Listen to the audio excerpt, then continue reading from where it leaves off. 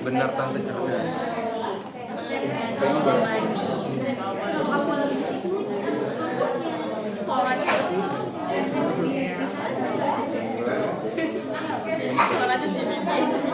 Oh, bikin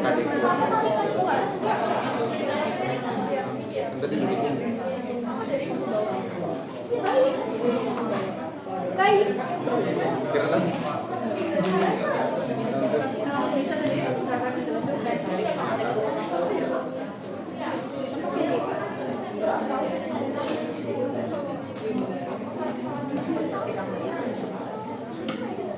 Sudah kumpul.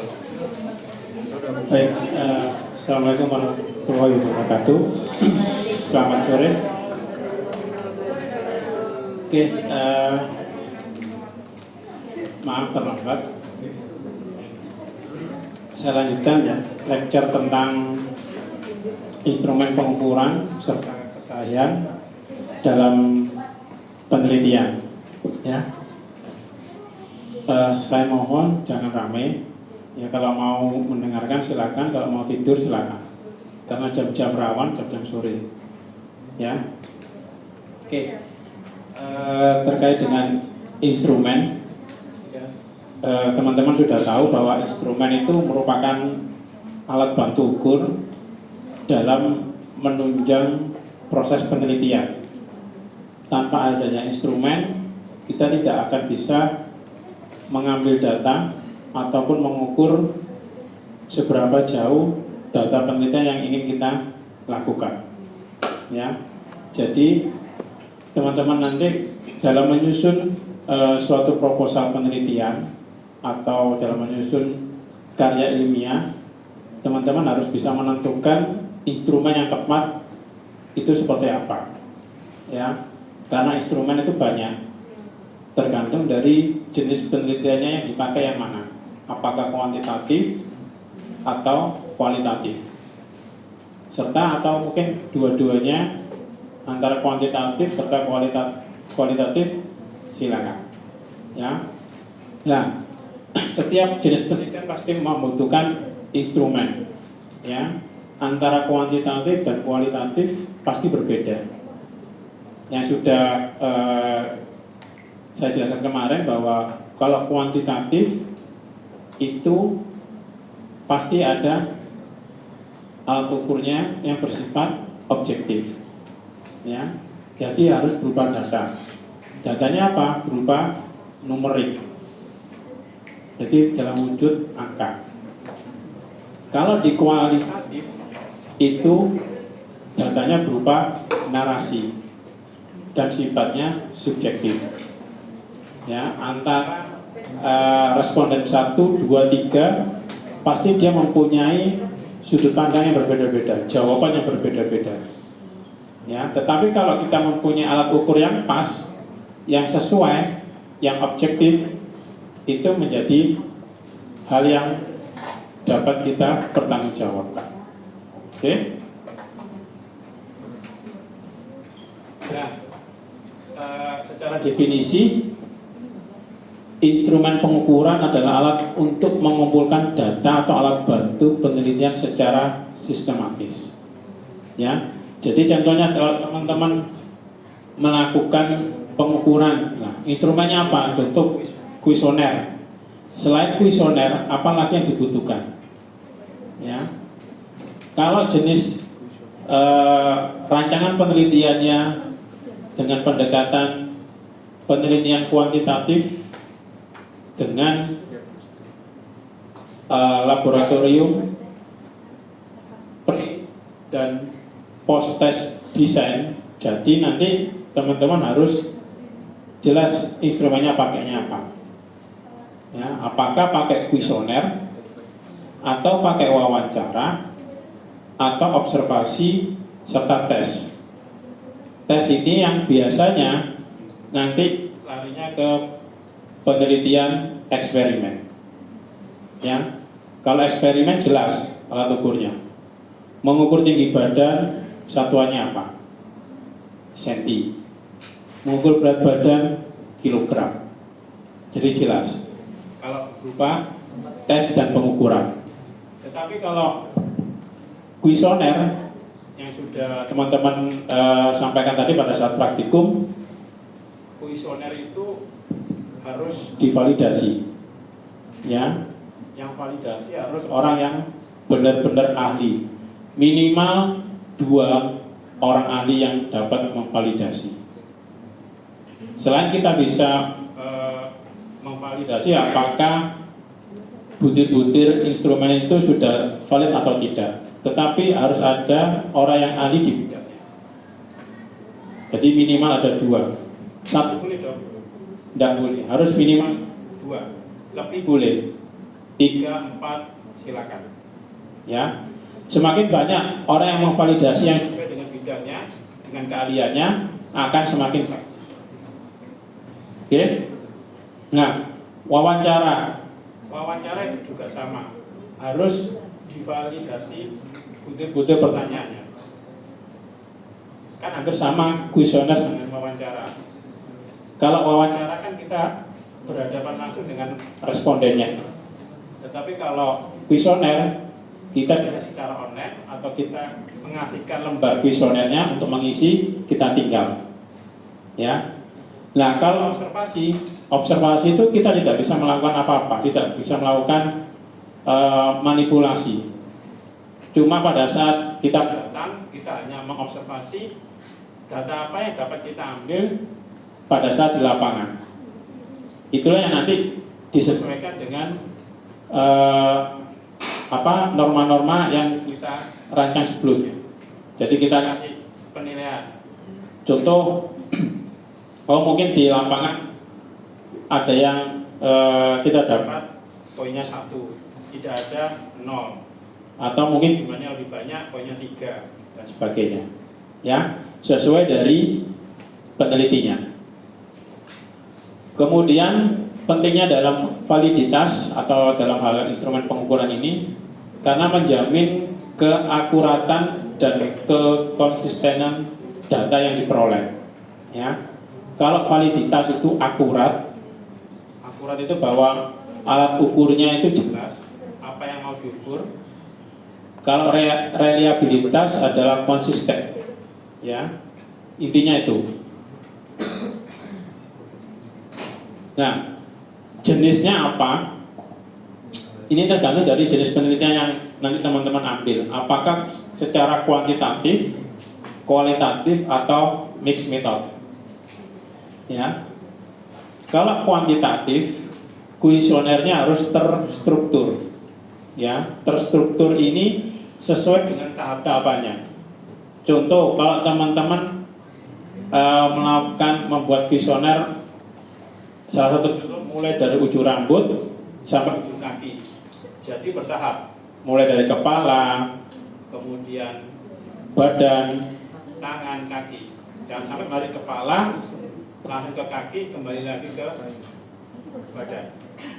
Tahu ya maksudnya ya? Jadi secara sistematis.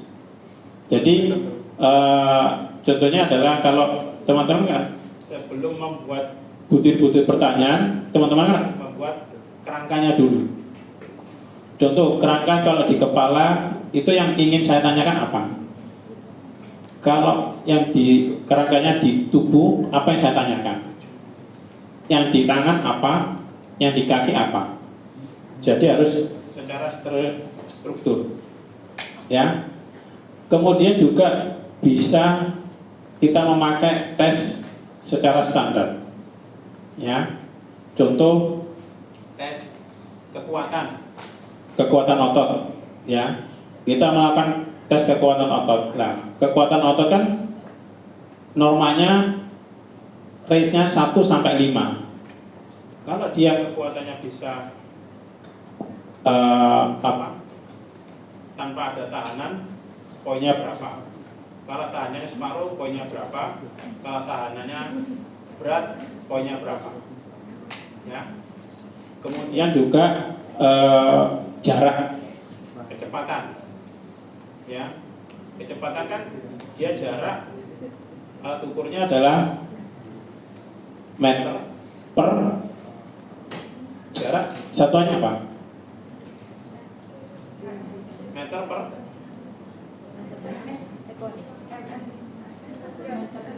Hmm? Meter per sekon. Hah? Jarak meter. Kecepatan dibuat bulat bingung ya. Jadi kalau kecepatan meter per sekon. Nah itu nanti dicari jaraknya berapa, sekonnya berapa detik. Ya. Itu kalau ya, kemudian power satuannya apa?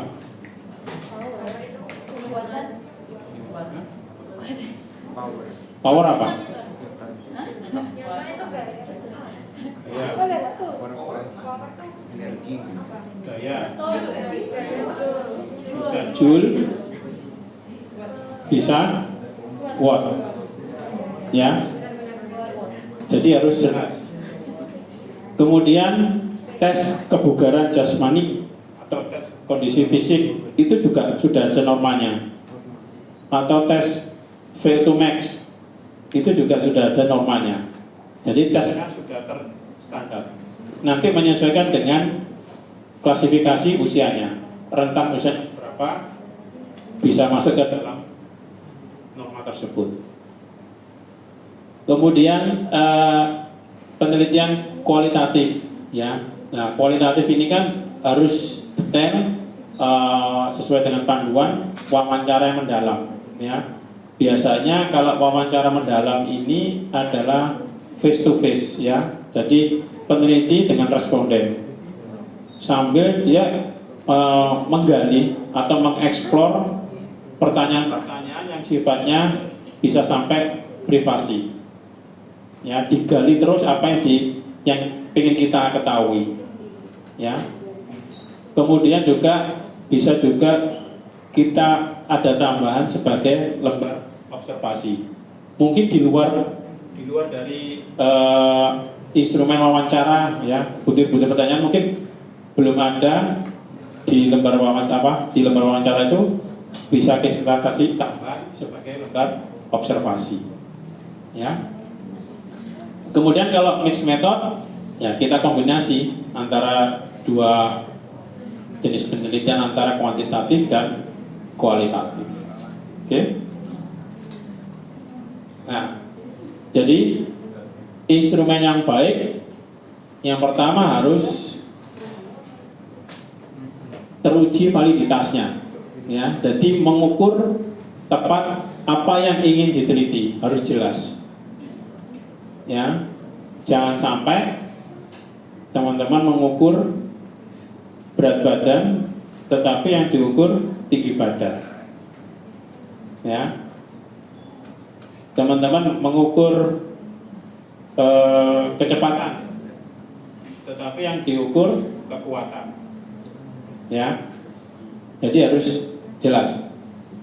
Serta butir-butir pertanyaan itu bisa atau sesuai dengan kalimat yang mudah dimengerti.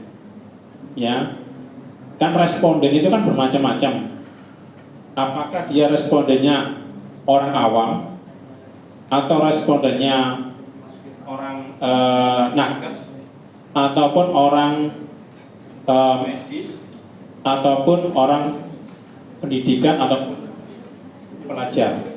Ya, jadi harus disesuaikan. Kemudian harus bersifat melalui uji reliabilitas, ya. Jadi hasilnya konsisten.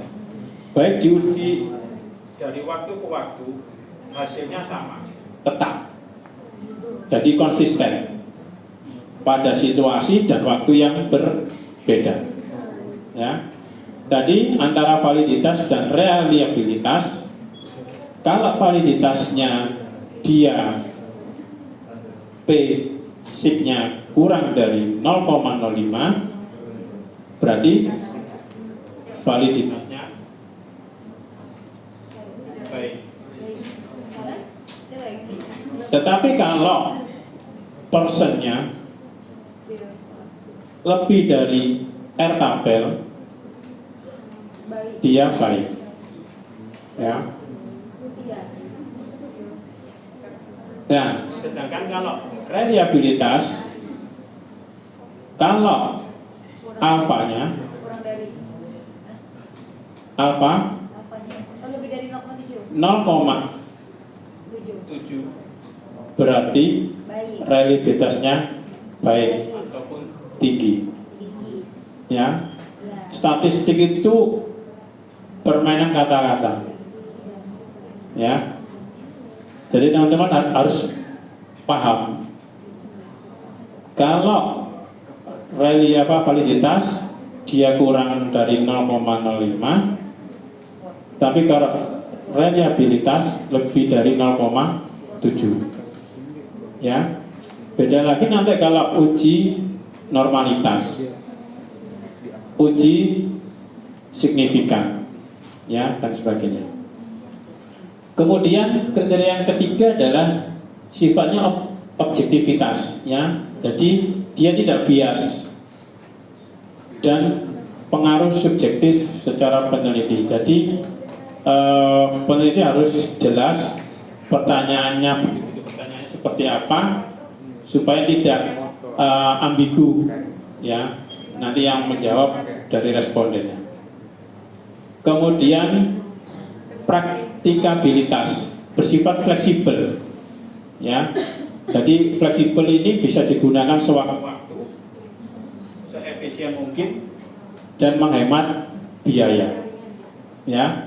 Fleksibel jadi bisa digunakan mungkin dipakai di responden yang ini A contohnya, tapi bisa dipakai di responden B, ya.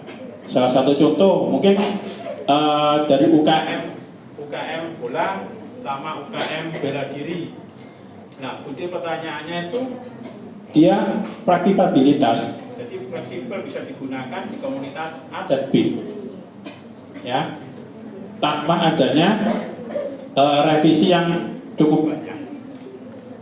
Oke, ini yang dikatakan instrumen yang baik.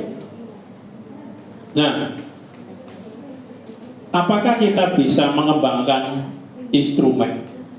Bisa. Ya, yang saya sebutkan tadi, kalau memang kita kebanyakan tidak membuat instrumen, ya. Saya tidak pakai ini. Ya. Kebanyakan kan kita instrumen itu mengambil atau citasi dari penelitian sebelumnya. Ya. Jadi contohnya Andi 2023 dalam kurung visioner terkait dengan tingkat kepercayaan. Nah, dari butir-butir pertanyaan itu nanti teman-teman bisa mengembangkan sendiri. Apakah dari butir tersebut mungkin ada satu atau dua pertanyaan yang mungkin peneliti pengen menanyakan kepada responden selanjutnya. Itu bisa teman-teman kembangkan. Nah, dengan adanya pengembangan butir pertanyaan itu nanti bisa menjadi hak dari peneliti yang mengembangkan instrumen tersebut. Jadi contohnya saya mengembangkan, ya, menambahkan satu atau dua pertanyaan. Nah, visioner ini kalau dipakai oleh orang lain, dia harus mensitasi nama saya, bukan nama yang saya ambil tersebut. Karena visionernya sudah melalui pengembangan, tetapi dalam proses pengembangan harus melalui proses validasi dan reliabilitas tadi. Oke, ya. Yang pertama harus jelas, kita harus mengidentifikasi variabel, ya. Jadi kita mengukur variabel utama yang diukur apa, ya. Contoh, kita mengukur variabel tingkat kecemasan. Mungkin dalam butir pertanyaan belum ada pertanyaan seperti ini. Anda mengalami cemas pada saat apa? Kemudian ada dua pertanyaan lagi. Seberapa besar tingkat kecemasan Anda pada saat mengikuti perkuliahan? Ya. Contoh dari kuesioner tersebut belum ada butir-butir pertanyaan seperti itu.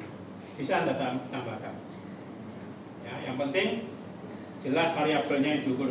Jangan sampai yang diukur tingkat kecemasan, tetapi yang diukur depresi. Kan beda itu. Ya. Sama enggak kecemasan sama depresi? Beda. Ya. Jadi harus juga. Kemudian yang kedua adalah penyusunan kisi-kisi. Jadi dibuat kerangkanya dulu. Di kerangkanya apakah masih ada atau belum ada, kita sesuaikan dengan kuesioner yang sebelumnya. Ya. Kemudian penulisan item, buat pertanyaan atau pernyataan yang jelas dan relevan. Ya. Jadi membuat instrumen itu sudah susah, apalagi mengembangkan. Oke. Kalau sudah selesai, baru kita lakukan uji coba. Ya, apakah sudah sesuai yang kita tadi sampaikan bahwa kita lakukan uji coba minimal 15 responden secara acak kita sebar.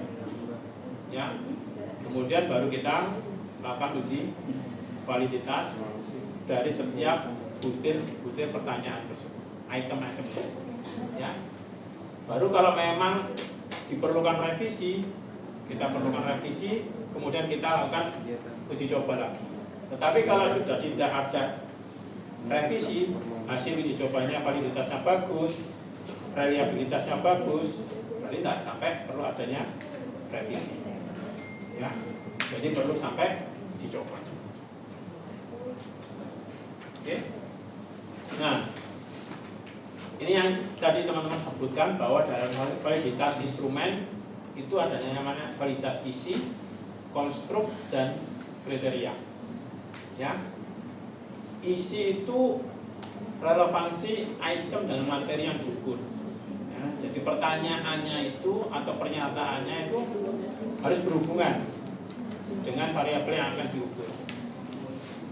Tadi yang seharusnya kecemasan, tetapi yang diukur depresi, ya, atau stres, itu pasti berbeda alat ukurnya. Ya. Kemudian teman-teman mengukur tadi seharusnya mengukur tingkat kepuasan, tetapi yang teman-teman pertanyakan bukan tingkat kepuasan, ya, tetapi hampir mungkin nyerempet berdekatan dengan tingkat kepuasan. Ya, itu banyak. Kemudian yang kedua adalah validitas konstruk. Ya, instrumen ini harus sesuai dengan konsep teoritis yang ada. Jadi teorinya seperti apa, itu nanti teman-teman breakdown, dijadikan suatu pertanyaan. Jadi di breakdown satu-satu dari teori yang sudah ada. Ya, teori kecemasan banyak, teori kepuasan banyak, teori apapun banyak, itu nanti teman-teman breakdown ke bawah, dipecah lagi. Ya. Kemudian yang ketiga adalah validitas kriteria, ya, korelasi dengan instrumen lain yang sejenis. Contoh adalah mungkin yang tadi saya bilang bahwa kerangka kepala, badan, tangan dan kaki, apakah masih ada korelasinya apa enggak? Kalau memang pertanyaannya ada korelasinya dan hampir sama, itu bisa kita jadikan satu. Ya, jadi pertanyaan hampir mirip dan jawabannya hampir sama, kita bisa jadikan satu. Atau kalau mungkin memang berbeda, boleh kita pisah. Ya, tergantung dari penelitinya. Oke. Ya. Ini tadi, jadi yang untuk reliabilitas instrumen itu ada 3 tes, ya. Tapi yang paling mudah kita lakukan dengan alpha Kronbach, ya. Jadi menilai konsisten internal item dalam kuesioner. Ada juga namanya tes retest, ya. Jadi konsisten hasil saat diuji ulang di waktu lain. Jadi tes retest jadi tes yang pertama, contohnya hasilnya 0,8, tetapi dites ulang dengan waktu yang berbeda, hasilnya sama 0,8. Ya, itu. Kemudian yang kedua adalah tes belah 2. Ya. Konsisten antar bagian instrumen yang berbeda. Jadi antara instrumen atau butir pertanyaan itu dia konsisten, jadi tetap acak, tidak ada perbedaan antara butir pertanyaan yang pertama dan yang kedua dan selanjutnya, sehingga instrumen itu bisa dikatakan sebagai reliabilitas yang baik. Oke. Kalau alpha upfront tadi kan kita masukkan tiap item nilainya, baru kita bisa menilai bahwa kuesioner tersebut adalah di atas 0,7, bahwa reliabilitasnya baik. Ya. Oke. Yang penting teman-teman harus tahu jenis datanya apa, ya, skala pengukurannya apa. Kita ketahui bahwa skala pengukuran penelitian itu ada 4 jenis, ya, 4 jenis data. Ada data nominal, ordinal, interval, rasio. Yang paling sederhana adalah nominal. Ya. Ini kategori tanpa urutan, contohnya jenis kelamin, laki-laki, perempuan. Ya. Kemudian tinggi, pendek. Ya. Kemudian tipe badan kurus, gemuk, normal. Ya. Jadi tanpa adanya urutan. Apa bisa dijadikan numerik, angka? Bisa. Ya. Contoh jenis kelamin laki-laki dan perempuan. Itu nanti tergantung penelitiannya. Laki-laki dinilai 1, wanita ya dikasih angka 2. Nah, sehingga nanti bisa kita kategorikan. Ya.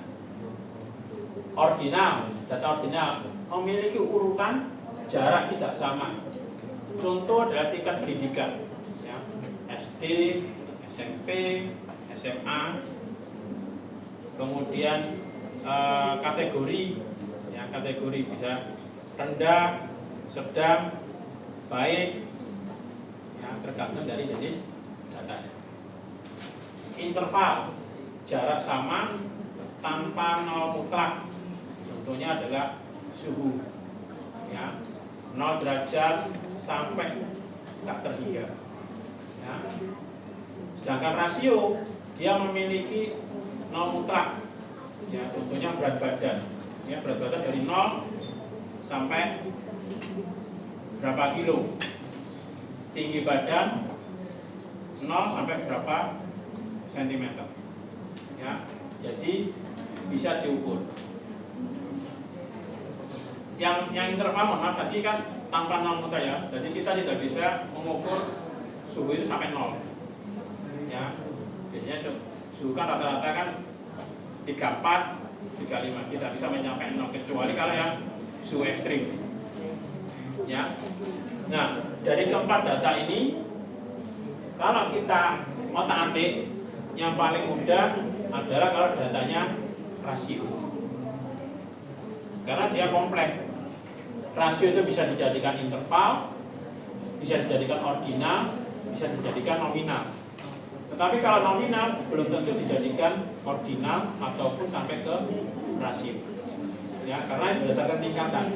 Yang paling dasar nominal, yang paling bawah rasio itu yang paling kompleks. Ya, bisa kita geser. Oke. Nah, ini contohnya beberapa instrumen terkait dengan kepuasan. Kita bisa melakukan atau membuat skala Likert untuk mengevaluasi pengalaman pelanggan. Nah, jadi tingkat kepuasan pelanggan kafe A.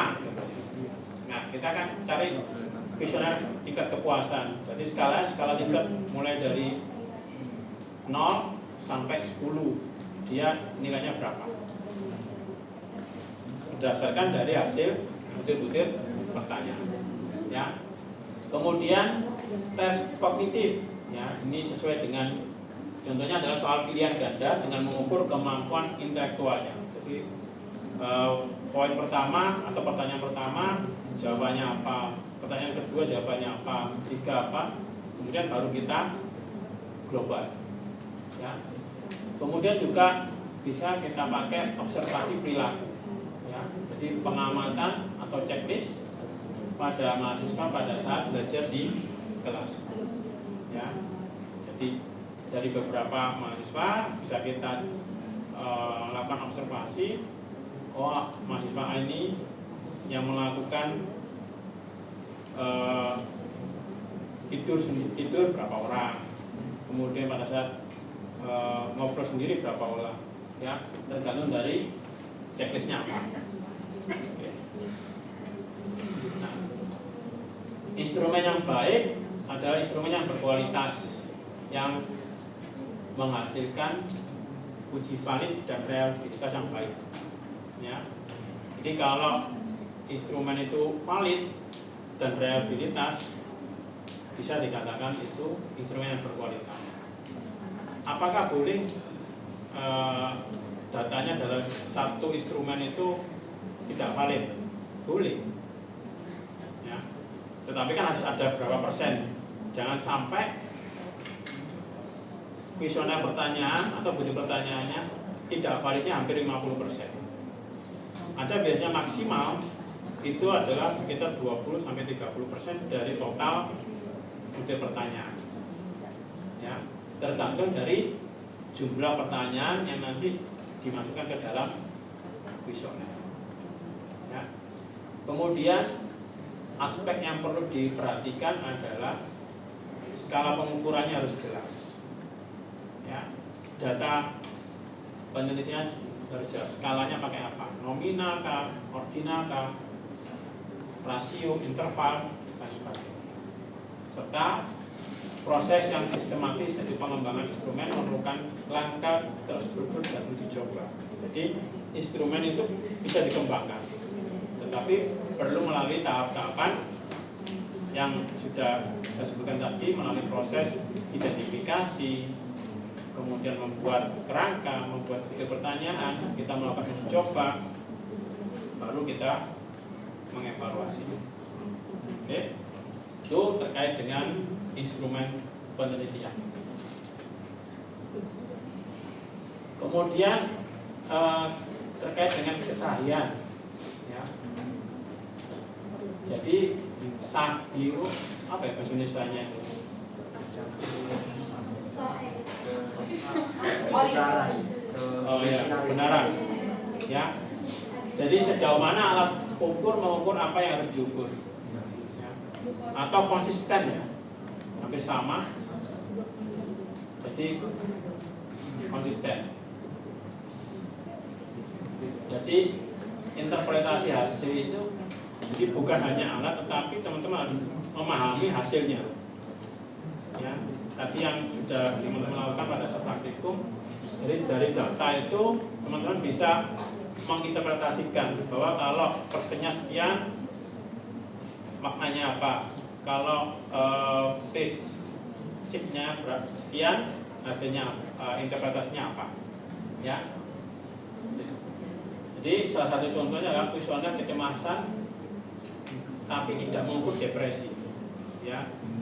Kecemasan, khusus kecemasan saja, tidak mengukur depresi, ya. Maka dari itu harus jelas variabelnya yang diukur itu harus variabel atau instrumen terkait dengan kecemasan, ya. Jadi pentingnya adalah kesahihan ini adalah dasar pengambilan keputusan dan analisis penelitian. Jadi setelah kita ambil hasil data penelitiannya, hasilnya apa, baru kita bisa melakukan pengambilan keputusan. Oh, bahwa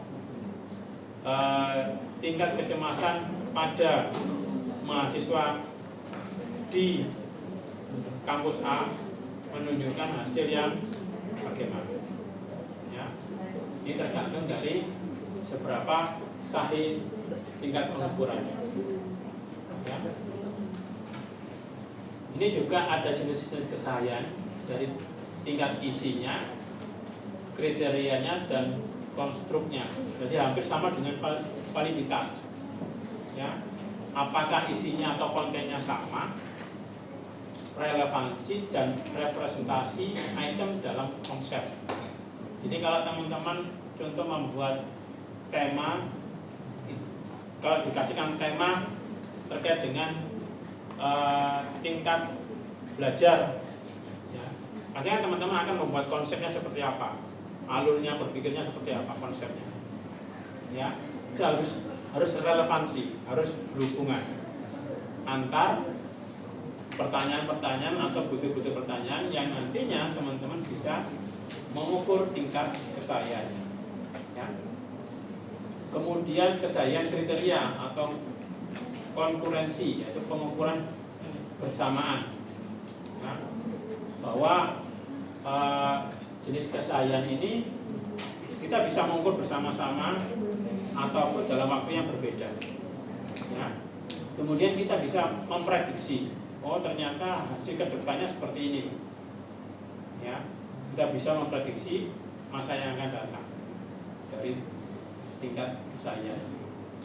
Sedangkan kesahihan konstruk adalah konvergen, yaitu alat serupa berkorelasi. Jadi dia bisa berkorelasi dengan variabel yang ingin diteliti, antara variabel satu dengan variabel yang kedua, ya, saling berhubungan atau tidak, saling signifikan atau tidak, ya. Kemudian bisa sebagai diskriminan, alat berbeda tapi tidak berkorelasi, ya. Salah satu contohnya adalah teman-teman terkait faktor diskriminan tingkat kebugaran fisik. Dalam faktor diskriminan ada beberapa faktor, banyak faktor yang mempengaruhi dari tingkat kebugaran fisik.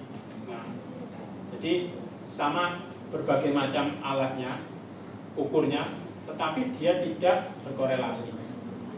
Ya, faktornya banyak. Apakah dia dari faktor internal, faktor eksternal, yang nanti sifatnya tidak berkorelasi dari faktor-faktor tersebut. Ya. Nah, tingkat kesahihan isi ini meliputi relevansi dan representasi. Ya. Jadi harus ada penilaian ahli. Jadi direview dari bidang ahlinya, pakarnya. Jadi kalau teman-teman mau tingkat kecemasan ya harus direview oleh seorang psikolog ataupun seorang psikiatri. Bedanya apa psikolog sama psikiatri?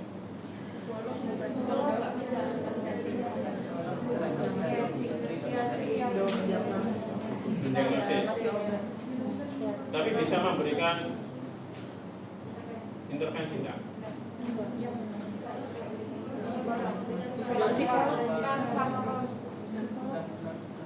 Intervensi kan ada yang non farmakologi sama non farmakologi.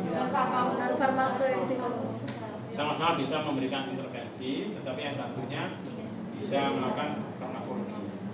Ya. Jadi harus dinilai. Kemudian ada namanya CFR, yaitu konten validitas rasio. Ya.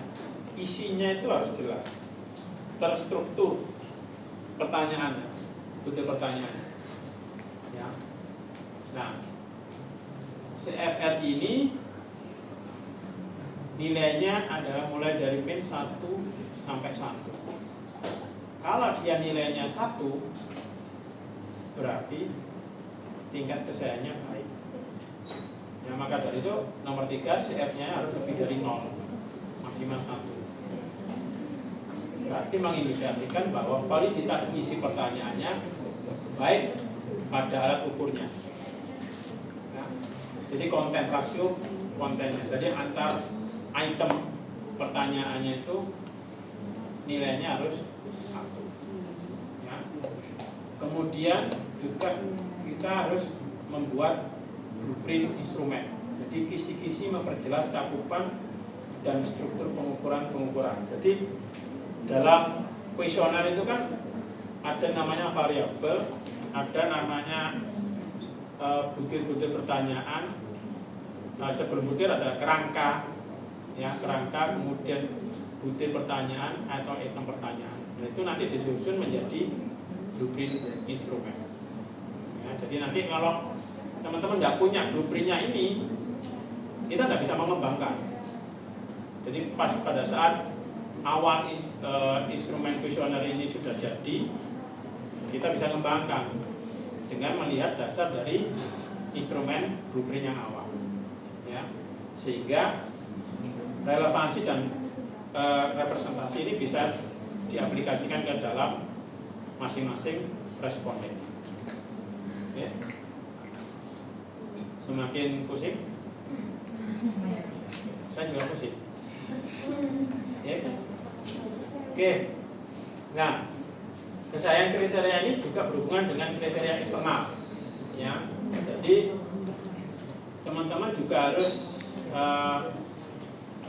mengaitkan dengan adanya kriteria dari eksternal, bukan hanya dari internal sesuai dengan isinya atau kontennya, tetapi harus diukur pada saat adanya kriteria eksternal. Ya, ini yang pertama, kesayangan konkuren, ya, korelasi dengan alat ukur yang sudah valid pada saat pengukuran. Jadi kuesioner kecemasan dibandingkan dengan standar bakunya. Jadi salah satu contohnya tadi, teman-teman mengukur validitas antara person sama spermanya. Teman-teman kan membandingkan dengan R-tabel, ya, atau standar bakunya. Nah, itu kan nanti harus disesuaikan. Apakah valid atau tidak sesuai dengan standar baku yang sudah ada. Ya, apakah lebih tinggi dari standar bakunya atau lebih rendah, tergantung dari kesayangannya. Ya, contohnya adalah koefisien korelasi person ataupun spermanya. Ya. Kemudian kesayangan prediktif, yaitu memprediksi hasil atau perilaku masa depan secara akurat. Jadi contohnya adalah skor ujian memprediksi kesuksesan perkuliahan. Jadi kita bisa memprediksi kalau dia tingkat belajarnya dengan hasil ujiannya itu, kita bisa memprediksi semester depan seperti apa. Ya, jadi kita harus tahu tingkat belajarnya seperti apa, baru bisa memprediksi skor ujiannya baik atau tidak. Dengan salah satu contohnya adalah dengan analisis regresi. Ya, kita regresi, jadi kita tarik benang skornya. Jadi contohnya skornya mungkin nilai semester 1 IPK-nya 2,5, semester 2 2,6, semester 3 2,8, semester 4 3,0. Nah, kita tarik regresi garis turun. Ya, berarti kita bisa memprediksi bahwa dengan tingkat belajar yang mungkin dalam hal semester 1 mungkin cuma 4 jam sehari, di semester 2 ditambah 5 jam, semester 3 6 jam, 8 jam, bahwa dengan tingkat belajar yang membutuhkan waktu yang berapa lama sehingga menghasilkan hasil IPK yang baik. Jadi kita bisa memprediksi. Ya. Sama juga kita bisa memprediksi kalau kemarin terkait dengan virus COVID. Nah, peneliti itu bisa memprediksi bahwa tahun sekian kalau jumlah cakupan vaksinnya terpenuhi berapa persen, bisa menurunkan angka infeksius. Jadi bisa diprediksi. Ya. Oke. Kemudian kesayangan konstruk, yaitu mengukur konsep teoritis. Ya. Ini tadi sudah sempat disinggung oleh kelompok apa nanti ya, terkait dengan EVA dan CFA. Ya. Jadi menemukan dan menguji dimensi alat ukur. Kelompoknya siapa tadi? Kelompok D ya? Ya. Apa itu EFA? Exploratory factor analysis. Kalau CFA?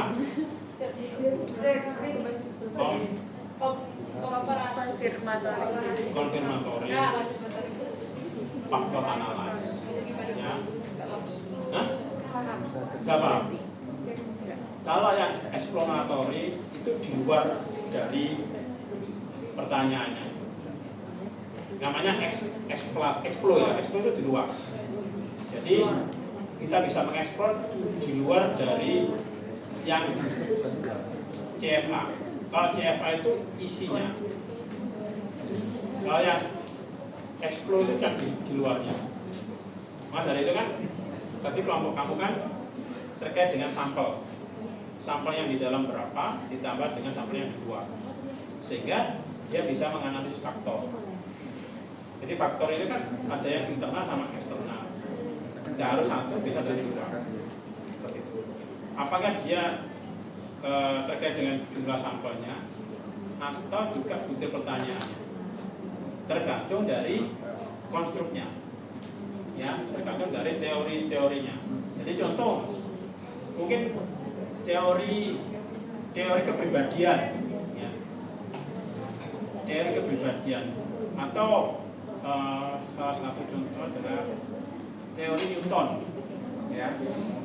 Teori Newton itu ada Newton 1, 2, 3. Teori Newton 3 itu kan isinya apa? Reaksi sama dengan min F reaksi.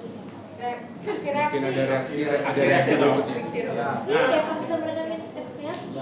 Hukum Newton 3 itu apakah ada pengaruh dari hukum yang lain? Ada. Pertanyaan kan itu. Saya contohkan seperti itu. Ada gaya gesek. Nah, Gaya. apakah ada gaya gesekan? Gaya Namanya gravitasi. hukum Newton kan aksi dan reaksi. Kita membuat aksi pasti ada timbul reaksi. Nah, kalau pada saat kita melakukan aksi pasti ada timbul gesekan antara benda yang lain. Iya. Nah, jadi muncul ada gaya gesekan itu. Itu yang disebut faktor di luar atau eksplanatorinya. Ya. Jadi contoh lain, kalau teman-teman pengen terkait dengan stunting kan pasti internya kan pasti ngomongnya gizi, ya, no? Faktor gizinya bagaimana? Nah, faktor eksternalnya, lingkungannya bagaimana? Itu harus diketahui konsep-konsepnya, teori-teorinya. Memang kan faktor stunting kan banyak teorinya. Apakah pada saat dia orang tuanya mengandung, gizinya kurang apa tidak? Ya. Makanannya bagaimana? Terus kemudian pada saat imunisasinya, apakah ada penyakit pada saat kehamilan, ada atau tidak? Ya, jadi bermacam-macam. Kemudian kesahihan konvergen, ya, jadi korelasi tinggi antar alat ukur yang sejenis. Jadi konvergen itu apa? Mengerucut atau menyebar? Nah, konvergen mengerucut apa menyebar? Gimana? Mengerucut alat ukurnya. Jadi harus lebih detail sayanya itu, ya. Kemudian diskriminan. Nah, ini tadi memastikan alat ukur berbeda tetapi tidak berkorelasi. Ya.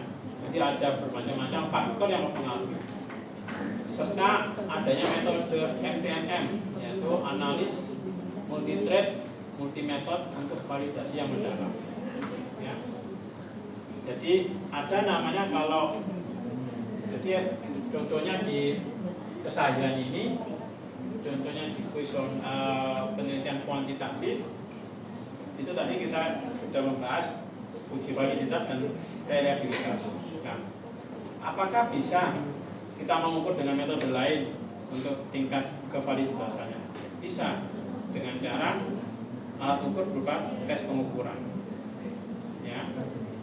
Terus kalau pada saat penelitian kualitatif, apakah bisa kita pakai MTMM? Bisa.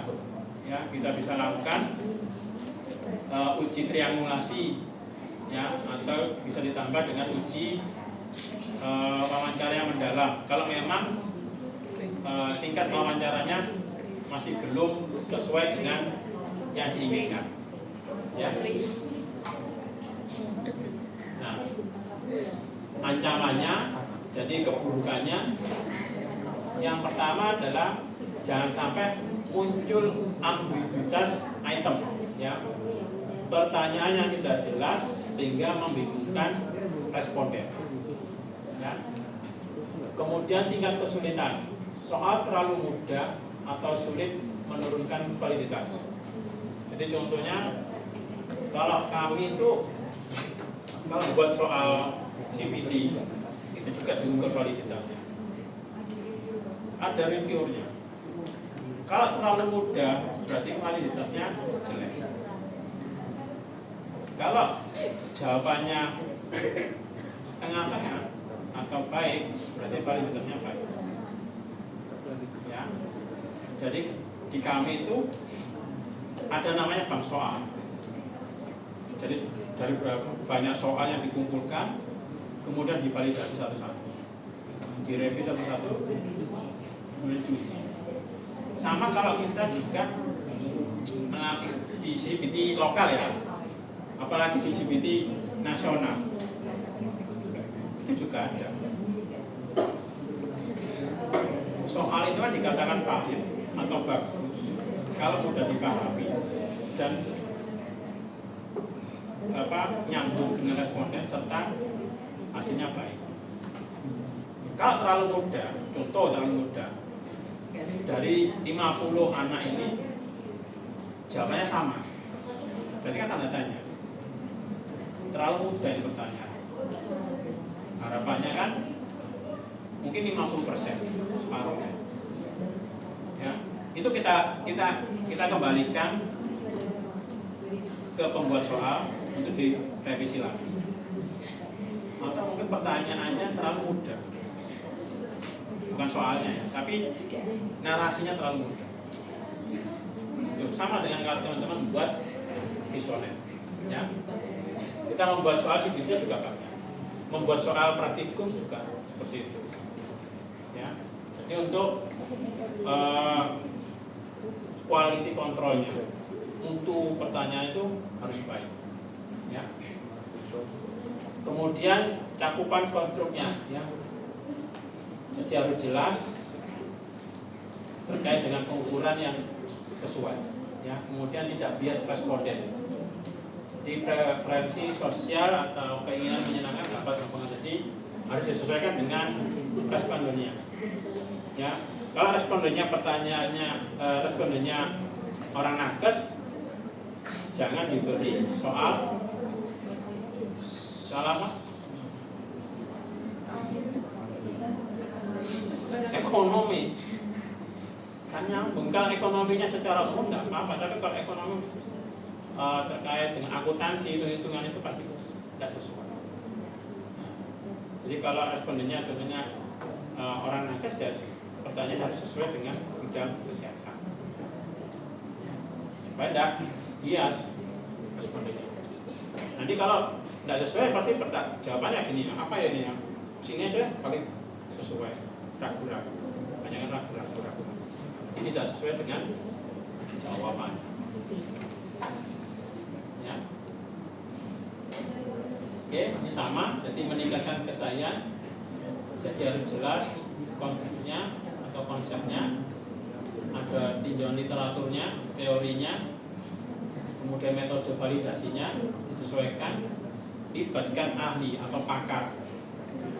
Jadi nanti teman-teman pada saat melakukan ujian proposal, ya, nanti setelah proposal teman-teman harus melakukan uji validitas. Kalau memang teman-teman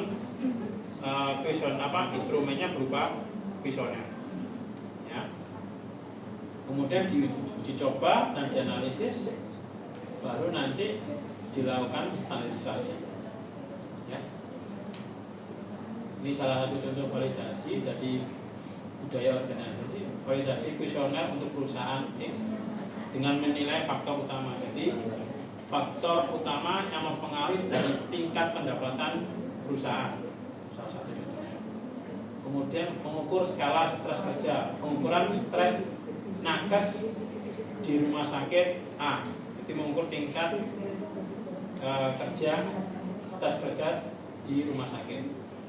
Kemudian kita melakukan analisis data dengan melakukan analisis faktor, korelasi dan rasio validitas isinya, konten validitas rasio. Oke.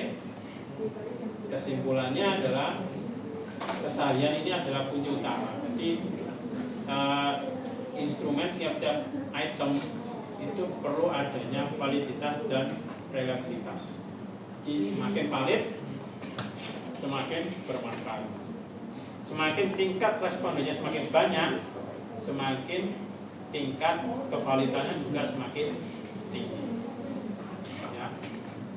Kalau teman-teman, oh ternyata respondennya kurang, maka tingkat kevalidatannya juga terbatas atau kurang.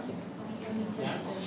Kemudian pahami jenis dan ancaman. Jadi harus disesuaikan dengan kontennya, isunya, serta kita bisa merevisi dari kontennya, isinya.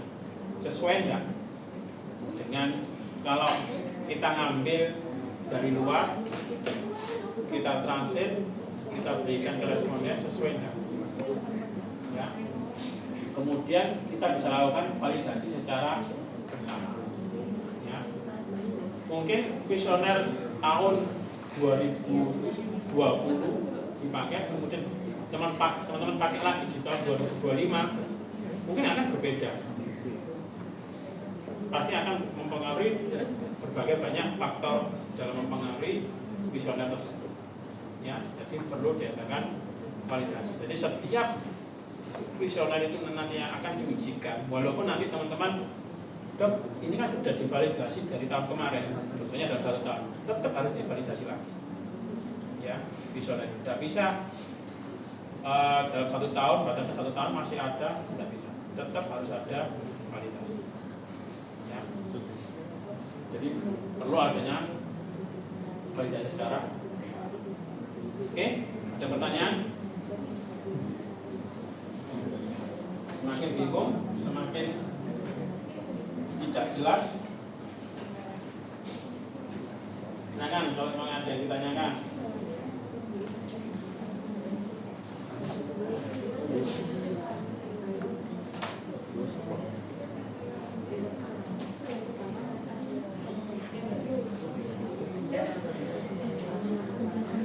Gimana? Cukup?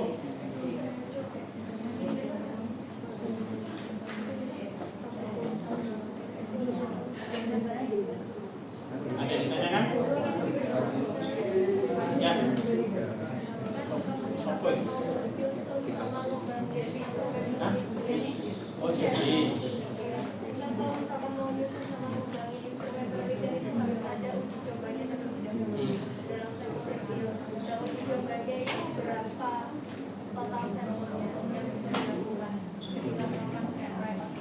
Minimal 15 responden minimal itu. Kalau misalnya dari reliabilitas dan validitasnya Ngerti? Pertanyaan itu sudah sesuai Pak. Mudah dipahami apa?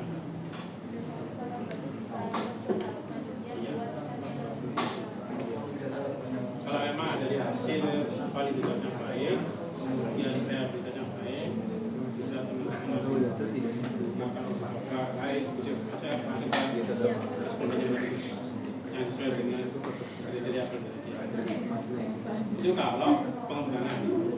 Kalau tidak ada pengembangan, memang tetap bukti-bukti pertanyaan itu dari penelitian sebelumnya, tetapi disesuaikan.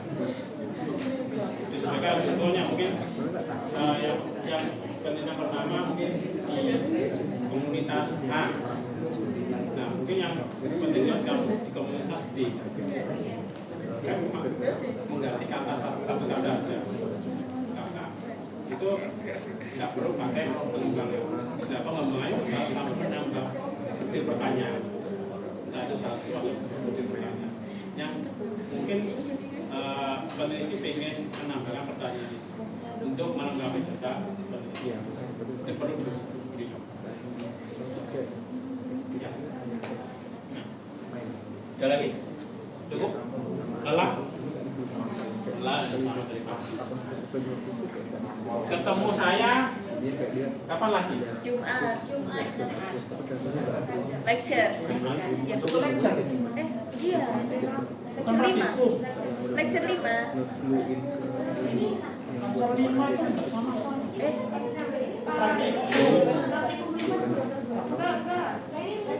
lecture dokter Lecture. iya Jumat. Minggu depan mau. Pak Junaidi. Oh, kapan itu? Senin, minggu depan Selasa. Kami kumpulnya.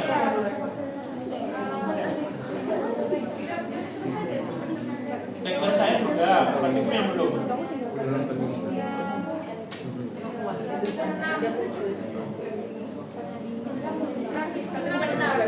Hari? Selasa yang ketiga. Tanggal 20. iya Minggu depan berarti? 2 minggu lagi berarti Minggu depan ini kan minggu kedua. Hari Selasa. Jam? Pagi siang? Oh iya. Oke.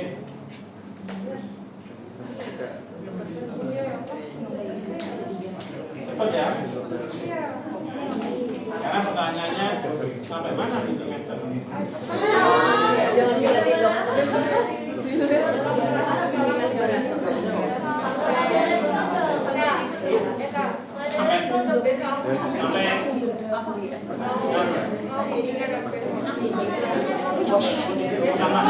Pada belakang.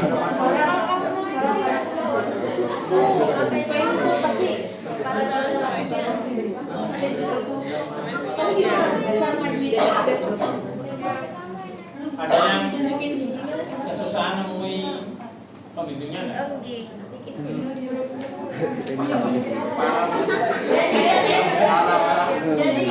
Ada yang pembimbingan enggak?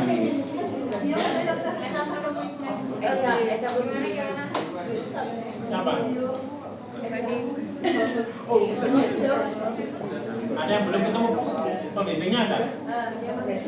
enggih Ada yang belum bimbingan? Ini sudah minggu kedua loh ya?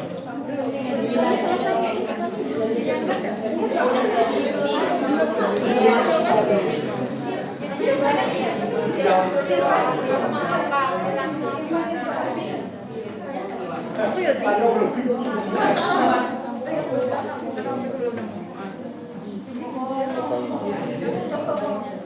ya tapi kan dibahas udah bilang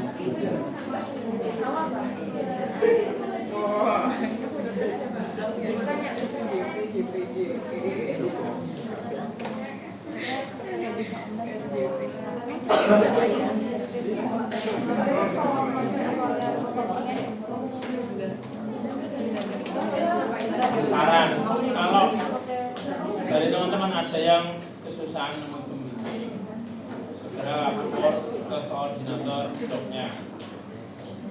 Ya. Kalau memang kesusahan, supaya nanti teman-teman nggak tertinggal. Ya. Ada yang belum bimbingan sama sekali, belum ketemu.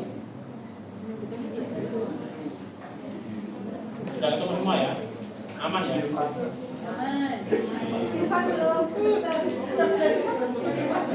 Nama? Irfan. Siapa? Bentar Dani. Randy. Mana Randy? Sudah ketemu? Sudah ketemu?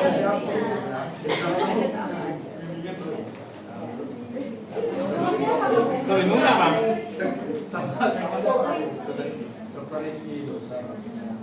Yang sama dokter itu siapa? Randy, Vidian, sama? Bella. Temu yang gampang dokter itu. Oke. Yang sama dokter Sop? Terserah.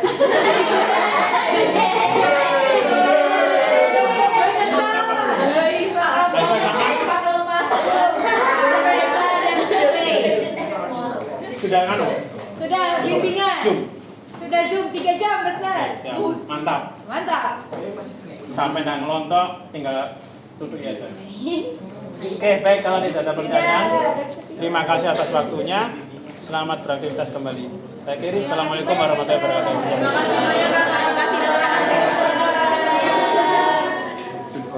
Nanti gak bayar.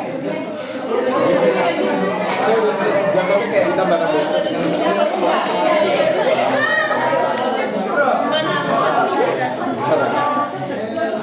So tidak marah-marah. Kalian ditunggu. Dadah. Penelitianmu udah ditungguin sama dokter Sop. Belum. Halo. Ray jelek kayak Bebe.